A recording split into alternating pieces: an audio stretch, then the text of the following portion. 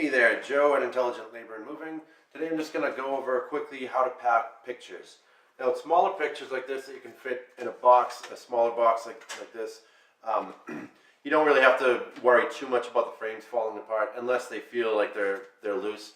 If they do, or if it's a larger picture, you always want to stretch out the corners. It adds more structure to the frame. That way when you're going over bumps in the truck, it's not going to vibrate and fall apart. Also, another thing with pictures, you want to do them back to back and face to face. So, like, oh, would you look at that? So like face to face, and then the next one you're going to do back to back.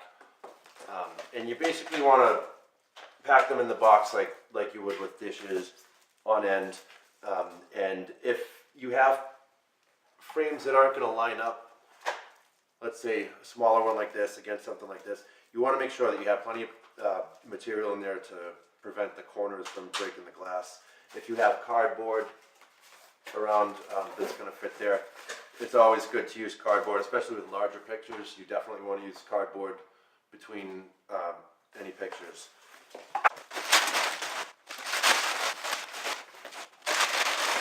Thanks for watching. I hope this helps.